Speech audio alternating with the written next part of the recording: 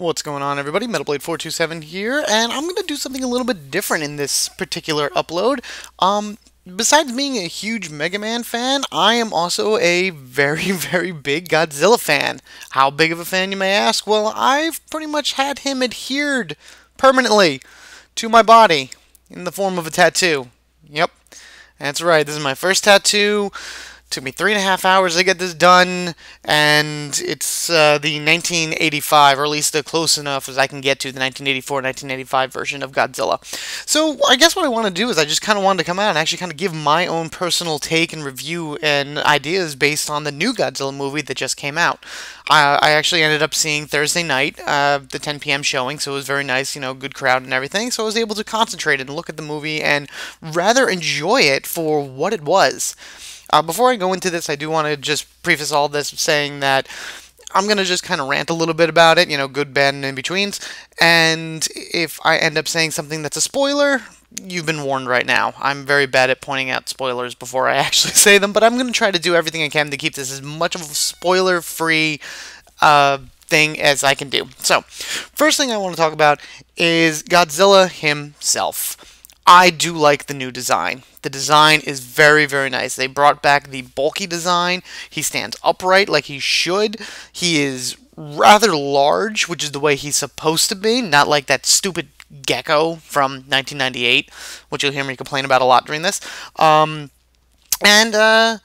He's portrayed exactly as he should be. He is a force of nature. Something that is neither good nor bad, but is really here more of a balance than anything else. He's the king. He is in charge of making sure that all these crazy big monsters and mutations and things that kind of pop up, out of the woodwork are taken down and defeated and made sure that they can't control the world. Which is pretty much what the main concept of the movie was about anyway. Going through everybody here, Bryan Cranston, great actor, loved him in this movie. He was excellent in the role that he did for when he was actually in the movie. So yeah, I'm just gonna leave it at that. There will be a point in time when you just don't really care much anymore, and that would be that.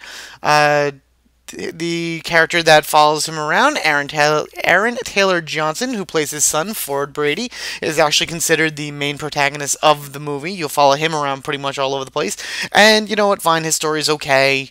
He has a human storyline and everything like that. It's kind of like when you watch Titanic. You don't really care so much about what the humans are doing. You really just care about the boat sinking. And in this case, you really just cared about the monsters running around doing whatever it is that they do. I do want to also just take 1 second and talk about Ken, Watanabe? I hope that's how you say it. He plays the character Dr. Shirazawa in the movie. Absolutely fantastic. Oh, man. I mean, yes, I know that Godzilla was, originally a Japanese creation, and the movie does take place in multiple places around the world, including Tokyo and various points in Japan. And so, having that little throwback in there and everything, showing his actual roots, showing his origins and everything was very nice.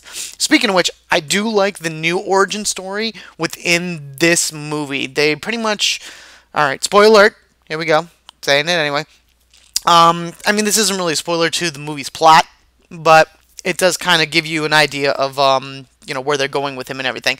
Basically, the new origin story with him is that Godzilla is an alpha predator, as Dr. Shirazawa always pointed out, and he existed for a long, long time. He's always existed, and there was a natural radiation pulse in the world that they fed on, and as that kind of dissipated, they went further and further down into the sea, and so now these creatures hibernate, and Godzilla happened to be one of the last remaining of these super alpha mega predators that they pretty much consider gods.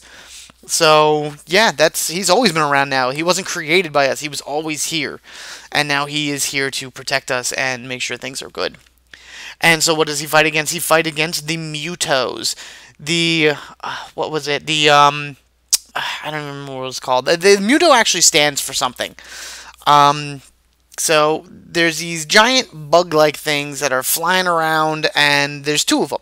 You got the male one and you got the female one, and pretty much they are trying to get together and make babies and conquer the world along that ways. So it's Godzilla's job in order to defeat them. They're fairly original designs. I like the way they look. I like how one's a flyer and one's a walker, but there's actually like a size difference between the two, so you can tell the difference between the male and the female.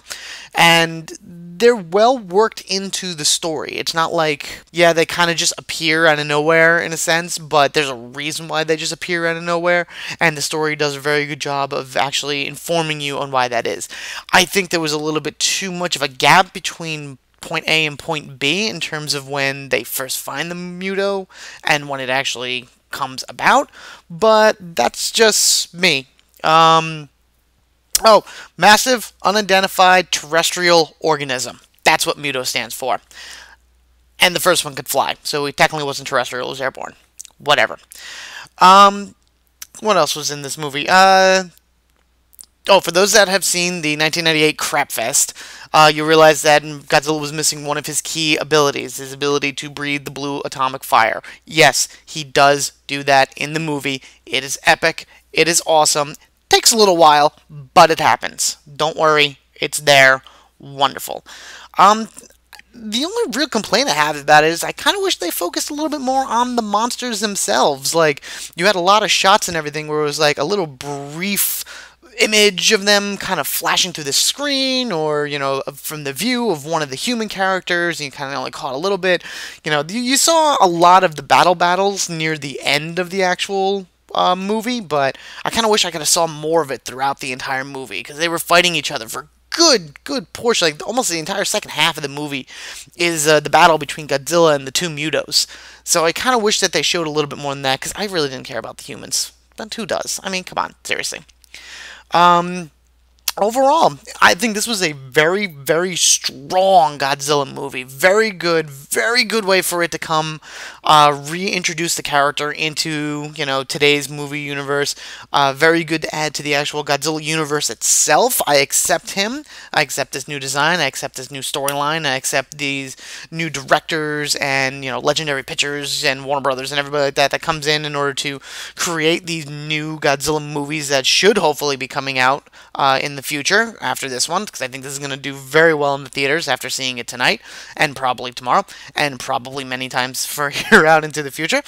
It did open up for a second one, so there definitely could be a sequel, and I hope that if they make the sequel, you'll be seeing other monsters make new appearances, like, you know, Ghidorah, or Rodan, or Anguirus, or Mothra, or anything like that. As you watch the movie, you're going to see a lot of little hidden Easter eggs around it as well.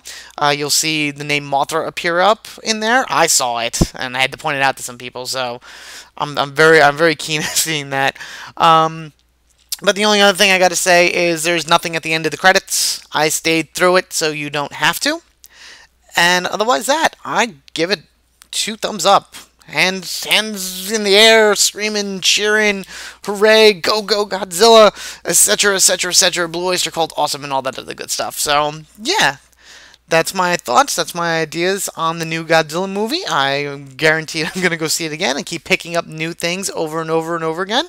I highly recommend anybody out there go see it. Make sure you do see it in the theaters. You're going to get a much better experience seeing it in the theaters than you would at home, because it is just one of those movies that is, in my opinion, labeled as epic. Kind of like The Avengers. That's an epic movie. Maybe long, but it doesn't feel long. Like, there's enough going on, so this way you don't feel like you're dragging through the movie. So, but that's all your opinion. You know, go check it out. Go see what you think. You know, then come back and tell me what you think. I always want to hear whatever people think about these things and whatnot. So, yeah. Rate, comment, subscribe, as they ask you to do in almost every YouTube episode. I thank you guys for listening to go on about this. And this is something I'm not usually used to doing. I've been doing the LPs, and I really got to start updating them again. But otherwise that, yeah, tell me what you think. Let me know how it goes for you guys. And if anything, just get out there and watch it. It's a great movie. Support Godzilla. 100%. I'm all there. So, alright guys. Thank you for listening. And I will catch you guys later.